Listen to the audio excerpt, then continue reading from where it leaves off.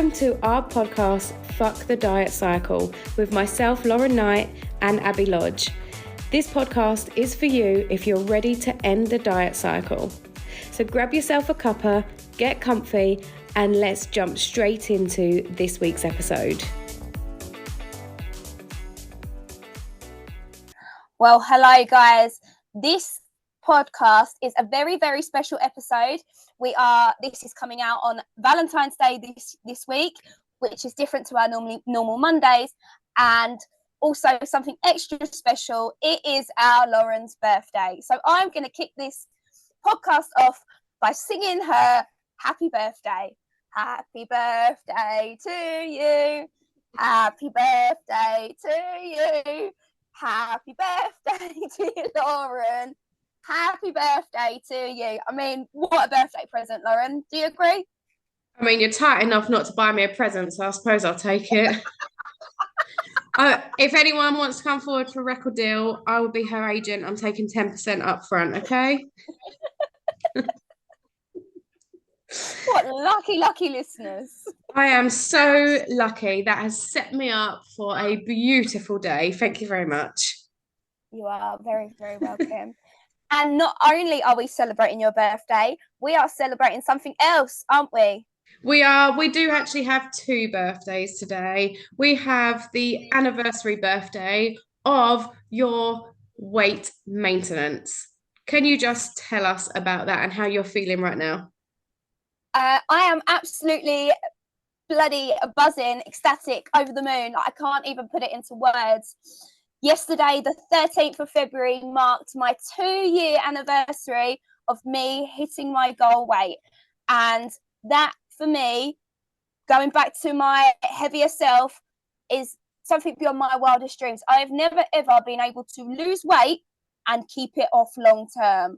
You know, there's been instances in the past where I have lost weight. Yeah, great. But I've never, ever been able to maintain it. And not only that, live the life that I want around food and be free from those chains that food has over me. So if I want to have a takeaway, I'll have a takeaway. If I want to have a bag of crisps, no food is off limits or anything like that. And that is just something that is so damn freeing. But we have to rewind the clock a little bit here, because there is a bit of a story about my journey and how I came to actually lose weight, or very nearly didn't. And this is something, there's a very, very big, strong message in this. So October 2021, I had returned from a family holiday. COVID rules had been restricted. It was a holiday to kind of mark all of our safety and that we're all well and alive following Olivia's extra early premature arrival earlier on in 2020, and that kind of shit show that went on. And we returned back, and there was a video of me with my children and my husband in the pool, and I looked at that and thought, oh my God, is that me? Like, I had it in my mind that I had been gaining weight for some time, but I was in denial until, you know, I would look in the mirror and be like, yeah, I've gained weight or whatever, but not actually seen, you know, dodgy angle or whatever, seen it. And I thought there and then, I've got to change, and this has got to change now. So I went onto the one-to-one website, did the find a consultant search, found Lauren, and then decided to contact her, but giving her a fake email address. And it was a fake number as well, wasn't it? Yeah, it was fake. The whole thing was fake. It wasn't just a fake email or just a fake number. It was completely fake, but your story was very real. Yes. So I'd gone to the trouble of writing how I was feeling and what I needed, you know, what I needed help with and what I wanted to achieve.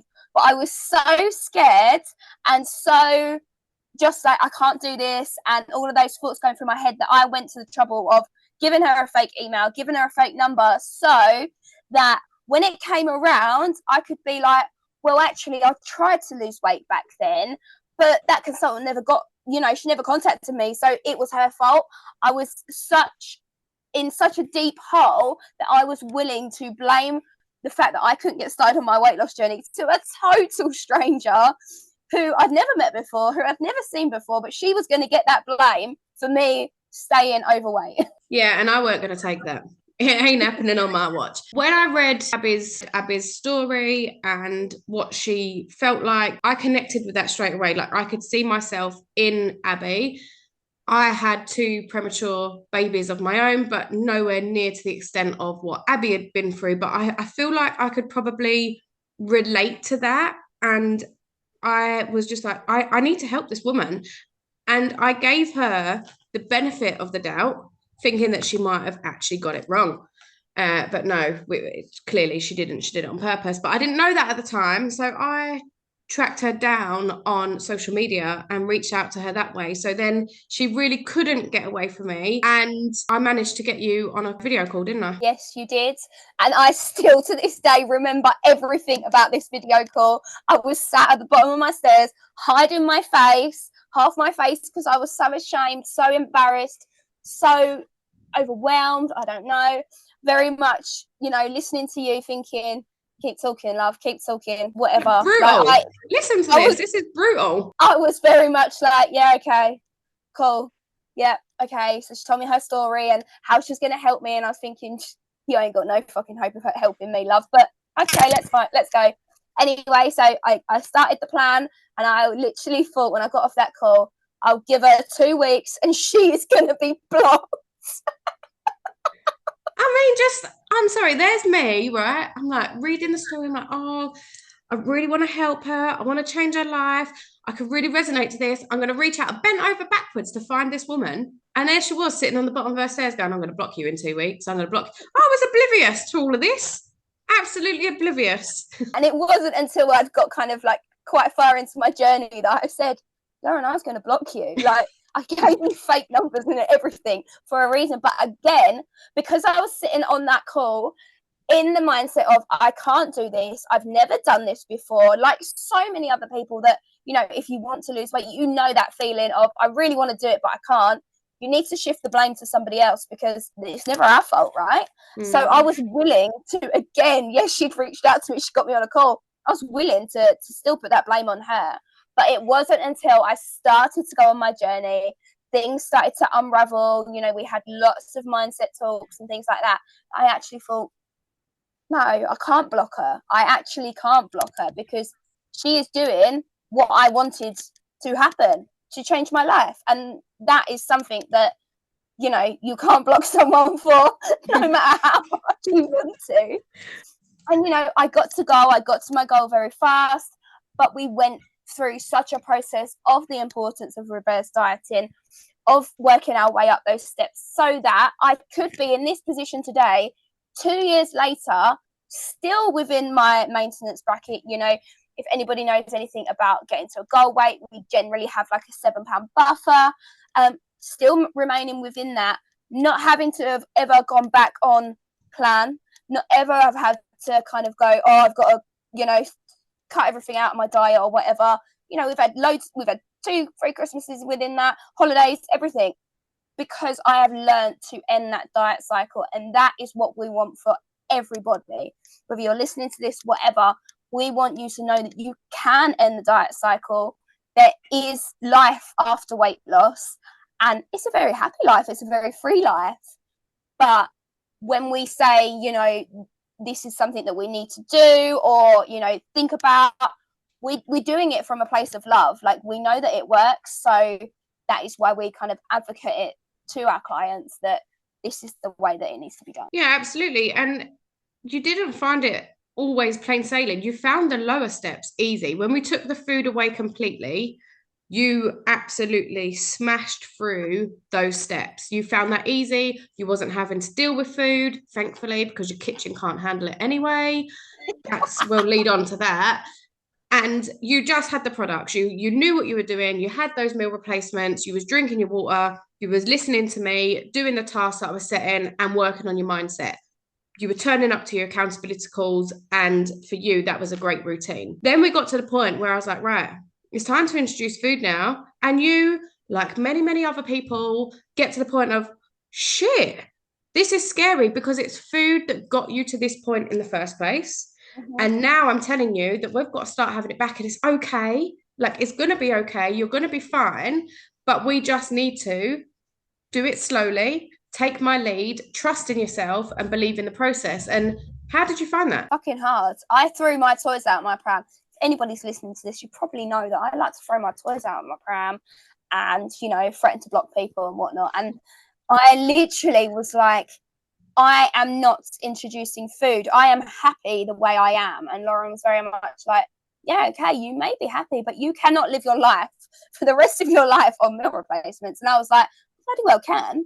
I like them. It's fine. I'm gonna. But no, I had some tantrums. We had some words, and I did start to include that food, and that was so scary. Not only because I am terrible in the kitchen, but also when you have been on a sole source of nutrition like products, it scares you because in your mind you're like, I'm going to gain all my weight back straight away. Like, doesn't matter what amount of calories you're having, that is just kind of ingrained into you. And that is why it's so important on this plan that we work our way up the steps, reverse diet out of it, and do it slowly so that, you know, I could learn where my triggers were. I could learn the foods that actually did good things for me and didn't make me feel shit. Because let's face it, you can have a McDonald's for 600 calories, but that's going to make you feel really shit afterwards. And it's about learning that. And that's what, you know, we work so hard on, is learning everything about food, about nutrition, about my body, about my mindset and everything like that. Because when you do take the food away, you're taking the root cause. That root cause is taken away from you. But when you add it in, obviously, you then have to deal with it. Yeah, and along that journey, you found out that you had allergies and intolerances. You found out what food worked for you and what didn't, what tools helped you. So this might sound funny to some, but it worked for you. Your angry hoovering. It helped you from going and using food for therapy. Worked out that you were a lazy cook, which is like, that's said with love, like that's not said in a negative light, but it was important for you to understand that you are a terrible cook. You are. That is true. But you found a way around that to make it work for you. And it's okay, because there will be people listening that go, I cannot cook from scratch. I don't like it. I can't calorie count. I don't want to. But you found a way around that that worked for you, that allowed you to continue losing that last few pounds whilst learning how this was going to work for you long term. And all of these things happened because you were willing to learn and willing to change your mindset and relationship towards food, and you were no longer looking at it as a diet. Yeah, absolutely. And so many people just look at like a diet, it's a short-term thing, there's a start and a finish, but it's not with a lifestyle change. And there is no end, because at the end of the day, you're molding your life to how you want to live it forevermore. And like you say, we found those tools that really, really helped me. And some people think, Jesus Christ, like, she's mad. Maybe, you know, that's not up for debate. But yes, I am a lazy cook, and that was half of my problem. Was I'm a very busy mum, another business. I was too busy to cook, so I'm going to order a takeaway because that's much easier, right? And for my whole adult life, I very much have been, I can't cook. I don't want to spend 4 hours in the kitchen a day prepping and cutting carrots and everything like that because I can't be asked. But I learned to get a kind of more convenient lifestyle, but still healthy and within, you know, a calorie allowance and things like that. And I still, to this day, am like that. For me, it makes my life so much easier that we have gusto 5 days a week. So I've only got 2 days out of the week to actually think about what I need to kind of have in the fridge and things like that. Gusto works for me. It doesn't work for everyone, and that's absolutely fine. But that's how I found I can maintain my weight. We got gusto. That's sorted. Dinner sorted. I haven't got to think about it. Done. Dusted. Yeah, exactly. And you've already touched base on the fact that you have a takeaway if you want one.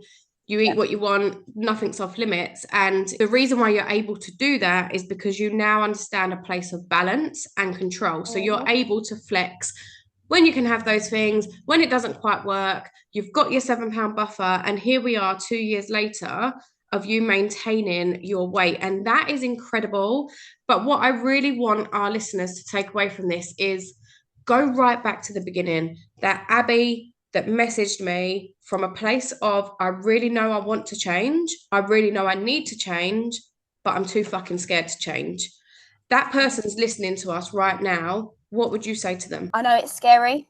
I know you are thinking in your mind that there are a million reasons why you can't do it. You know, it might be someone's birthday coming up or whatever. But the hardest thing to do is just reach out and start.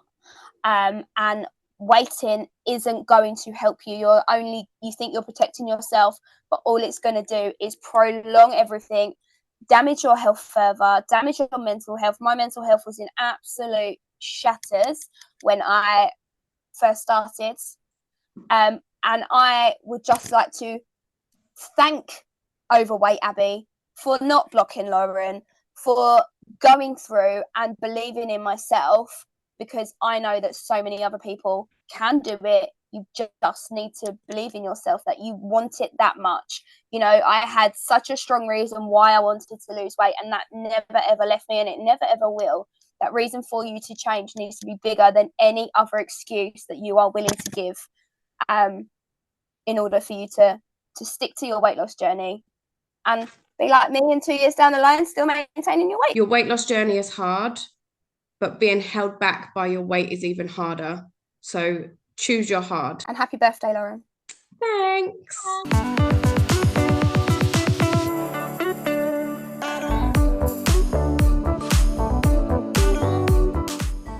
Thank you for listening. Be sure to follow us on social media using the links below. And don't forget, new episodes come out every single Sunday.